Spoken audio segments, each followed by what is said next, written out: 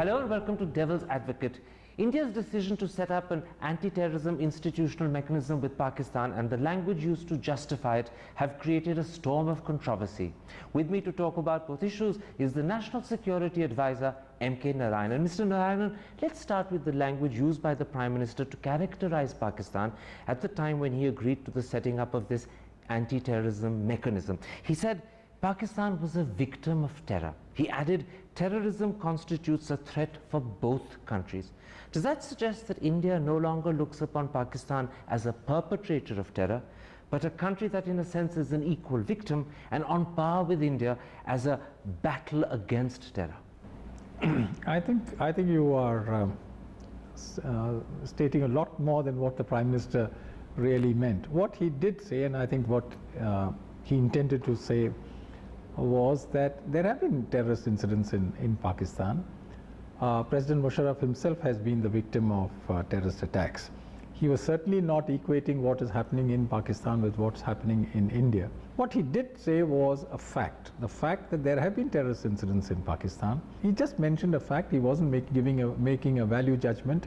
He wasn't trying to sort of carry out any kind of equation between what is taking place in our country and what's taking place in Pakistan. I'm glad you say so, because many people who heard the Prime Minister came to the conclusion that he was making an equation, he was making a value judgment, and one reason they came to that conclusion is because the new Foreign Secretary at much the same time said we must drive a distinction between terrorist elements in Pakistan and the government of Pakistan.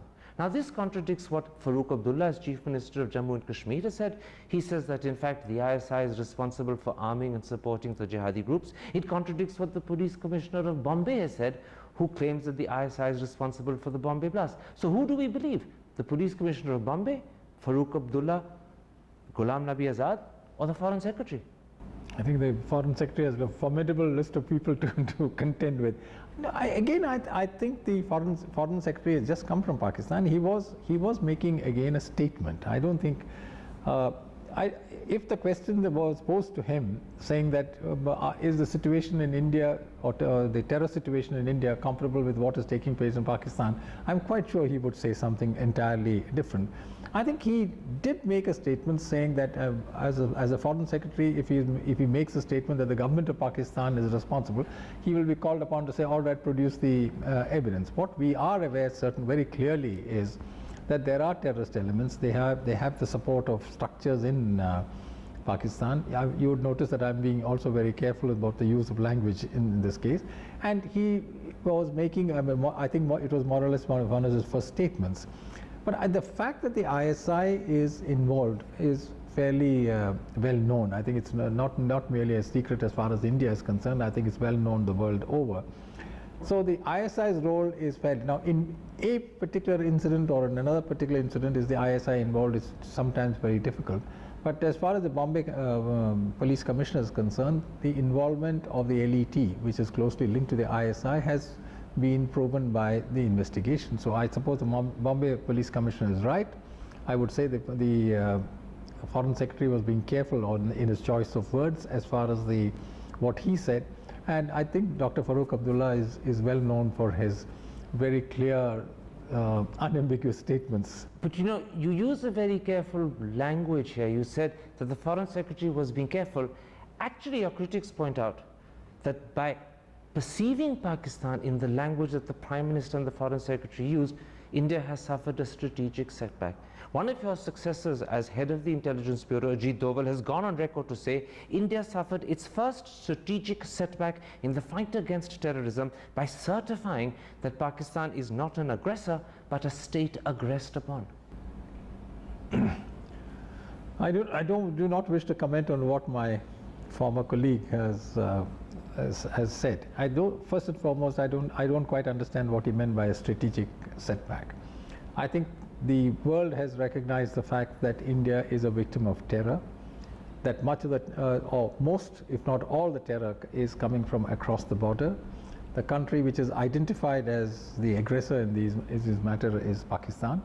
What we have, to a very large extent, tried to avoid, and that's particularly at the level of the Prime Minister, what we've tried to avoid is finger pointing towards Pakistan, because as the Prime Minister keeps saying from time to time, we wish to try to make Pakistan understand that unless it gives up terror as a weapon, unless it understands that terror is not going to make India do anything, and if there's a hope for improved relations between India and Pakistan, it is an ending of terror. So he doesn't want to end up in what is a slanging match between India and Pakistan. Understandably, yeah. But the problem is that both the Prime Minister and the new Foreign Secretary used language that created an unfortunate impression. Many people misunderstood them to the point that people concluded that the Prime Minister was seeing Pakistan as a partner in the fight against terror, not a perpetrator. He was seeing Pakistan as a victim rather than an aggressor. And do you think, therefore, that in the light of this, the language used by both of them was unfortunate? I mean, if people misunderstood what the Prime Minister said, or the Foreign Secretary said, I think I can't say, because I don't think, most definitely the Prime Minister, because I'm part of that entourage, and I can say that because the new Foreign Secretary is somebody whom I've known for many, many years. So I think both of them were careful in the choice of language. If people have misunderstood it or misinterpreted it, I think there's been more misinterpretation than misunderstanding. You know, our obsession with terror is such that we do sometimes overstretch the limits of what is being said. Can I interrupt and point out to you why in fact it's more than just misinterpretation? You see, it's not just over his language that people think the Prime Minister may have dropped his guard. After he came back from Havana at Nainital, the Prime Minister said that levels of cross-border terrorism had fallen. The truth is that just 4 weeks earlier, the Home Ministry released figures to Parliament which showed that during the first 6 months of last month, the number of infiltration incidents had doubled and the number of infiltrators involved had trebled. So once again, what the Prime Minister was saying was in contradiction with the facts given out by his own Home Ministry. Yeah, I think what was reported as part of the Prime Minister's speech there, I think a crucial sentence was lost. I've read the speech. I have been through that speech. The Nainital speech? The Nainital speech. What was the sentence? It says that levels of infiltration had fallen but have picked up over the last 6 to 8 months. So you mean bad reporting was responsible I think, for I don't know, but that very much that was part of the speech, and at some stage it has got lost either in translation or in transliteration or whatever. But the interesting thing is that the Prime Minister's office didn't put out a correction. They permitted the misunderstanding based on misreporting to continue, and therefore the misrepresentation of the Prime Minister has sort of become a fact. People now think he's dropped his guard on Pakistan in terms of his language. If I might interrupt you, I mean, after that, there are several statements that the Prime Minister has made in which he has attacked terror acts or terrorist acts coming from Pakistan. I mean, I think very recently, I think 3-4 days, and at every forum that I have been present with the Prime Minister, when an occasion has arisen, in his own very persuasive style, he has referred to the importance of Pakistan restraining and keeping back the terrorist elements from their country. Now, if you wish to pick out a particular statement and see that as evidence of the Prime Minister's change of heart, well, it's very difficult to say. Then let me, as his national security advisor, ask you, and then we can conclude this section completely. The people who conclude from the language the Prime Minister used, seeing Pakistan as a victim rather than a perpetrator of terror, seeing Pakistan as a partner in the fight rather than as an aggressor, people who conclude that he's changed his perception of the country and perhaps scaled down the threat level from Pakistan, they're wrong. They're totally wrong. The Prime Minister continues to see Pakistan as the principal source of terror India faces. The Prime Minister sees terrorism as India's biggest problem. He's made no bones on that question. He sees that most of the threat has come from across the border, Pakistan, and a fair amount of it is also coming in by pro-Pakistan elements from Bangladesh. He has not dropped his guard. He has no intention of dropping his guard. He has given directions to all of us to not to let down our guard in this matter. And he sees that unless we can deal with terrorism in it, but what he does, and which is probably different from what many people would like to do, is to not get into a kind of a huge slanging match and the rather unseemly spectacle of the Prime Minister of India and the President of Pakistan exchanging words through the media, outside the media, across the globe, etc. I think we have managed a very dignified. I don't think any leader who has met, or any part of the people across the world, have misunderstood what the Prime Minister has tried to say. There are elements in this country who are very anxious to paint the Prime Minister as somebody who's naive or weak. I think he is totally.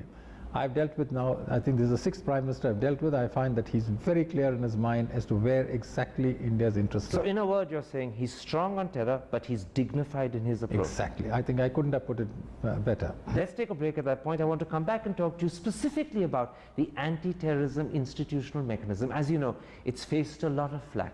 I want to hear how you justify it and how you answer your critics. That's in a moment's time after the break.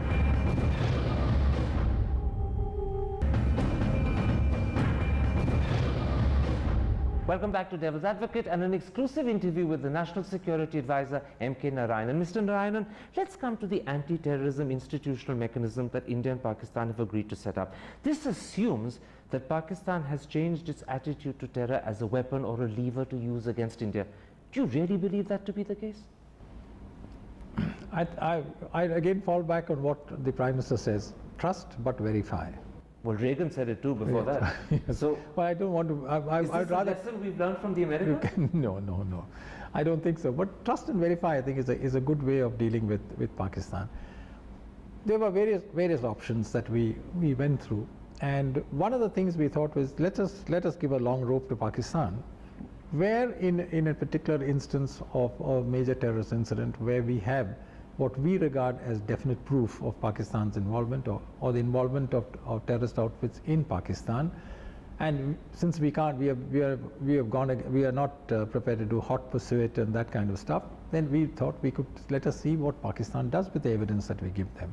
We hope to be able to give them, for instance, specific locations, specific names, specific telephones and whatnot. And if Pakistan delivers on some, if not all, then at least we will see that the mechanism is reasonably successful. You're seeing this as an experiment that's worth trying, and I can understand that, but the problem is, as you said yourself in part one of this interview, the ISI hand is discernible behind so much of what Pakistan has done, and this is something that practically every Indian in government passionately believes.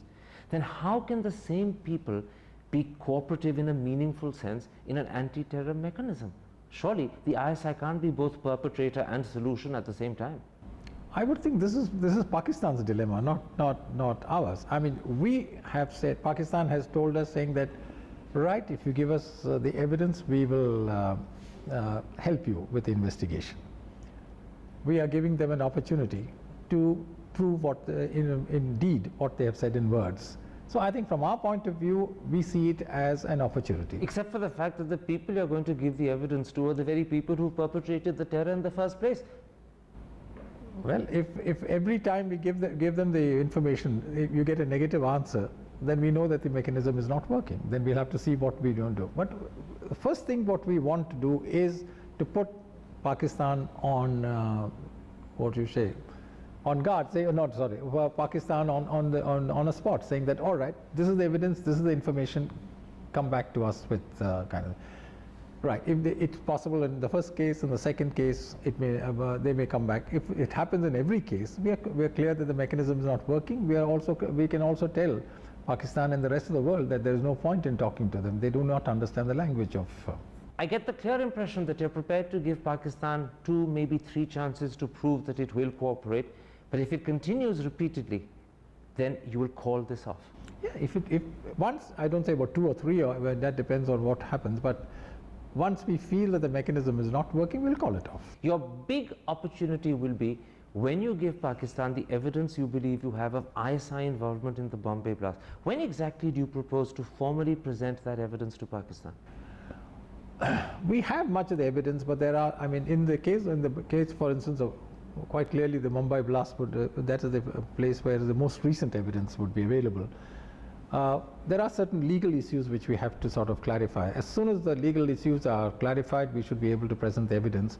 Hopefully, it should be ready by the time the foreign secretaries meet, which is in the middle of November. When you say there are some legal issues that have to be clarified, is this to do with the fact that you're talking about confessions made by those who are accused? Yes, and we do not want something to be done which would then impede or hamper the prosecution of the cases in the Indian courts, and we don't want to throw the baby out with the bathwater in this case.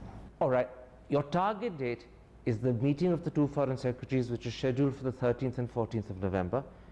What would you characterize as an effective, satisfactory response from Pakistan when the evidence is made available to them? No, the first and foremost, I think this was the first formal occasion in which the anti-terrorism institutional mechanism would be formally discussed, the shape of the mechanism, and along with that we would give them. Now we would wait for Pakistan to say that, well, this mechanism is we need to look at it again, or we need to review this, in which case perhaps there may be a further delay in actually presenting the mechanism. There are two aspects then to this question. The first is the shape and form of the mechanism. What would you as NSA like that shape and form to be? We have on our side something in view, but I don't want to mention because it hasn't been presented as yet to the Pakistani side. We have a sort of a two-tier mechanism that we have planned. That has met with the approval of our people, but we haven't not yet got the approval of Pakistan. I don't think it has been formally presented to them. I think it will be presented only at the time of the foreign secretary. Does this two-tier mechanism involve a role for intelligence chiefs, intelligence officials on either side? Well, I do hope the intelligence chiefs would be, or if not the intelligence chiefs, intelligence personnel will be involved in that. So the ISI from Pakistan will be formally involved in the mechanism at one of these levels? Hopefully at one of these levels. Does this two-tier mechanism also involve the sharing of intelligence between both sides? No. This is entirely a counter-terrorism investigation machinery. So no sharing of intelligence? There is no sharing of intelligence. So the sort of intelligence that you were good enough to share with me when I last interviewed you in July, when you said you believed there were credible intelligence leads that suggested that the LET could target one or more of India's nuclear establishments, that sort of intelligence won't be shared? No, certainly not. So there will be no compromise? If the anti-terrorism institutional mechanism goes forward and you see that there's a great deal of cooperation forthcoming from Pakistan and there's a degree of comfort between India and Pakistan, then maybe we could, that's our ultimate hope. But that's at a later stage? That's at a much later stage. After you've verified and you've got your trust? Yes. At this moment, no sharing of intelligence? No, certainly not. At what level will this mechanism be headed? Will it be by the foreign secretaries themselves? Will it be by people outside the MEA? Who will head it? No, it certainly will not be the foreign secretaries themselves, because we have a composite dialogue which is headed by the foreign secretary, where all these issues would be discussed in a broader framework. So you have a home secretary level talks going on. So I suppose it will be one level below the secretary. Maybe an additional secretary, could be a special secretary, or. And how often will the mechanism meet? Will it be as required, or will it be in constant function, given the fact that we are constantly under threat? No, because it is a mechanism dealing with terrorists. It would be as and when required. But perhaps on some I presume that the mechanism would also look into certain issues like money laundering, which as part of the thing. If that requires a broader framework, then maybe it could meet at definite intervals. But mostly it will be meant to deal with ongoing investigations and sharing of information regarding to these investigations. Now, you've already shared the evidence you have of ISI involvement in the Bombay blast with the Americans and the British. What response did you get from them? I have not said that we have shared the intelligence with them. The American ambassador said so.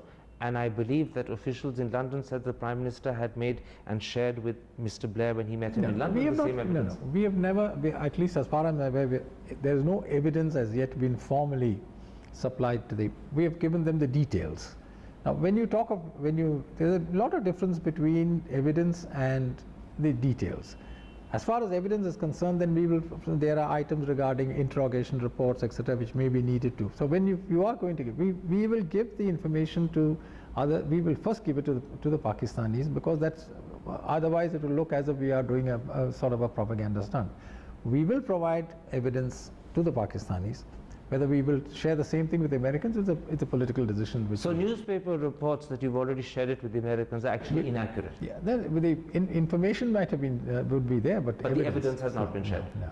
One last question, and we're really running out of time. Do you as NSA, do you as a former head of the IB believe that India's evidence against the ISI for complicity in the Bombay blast is clinching, or do you think it's only suggestive?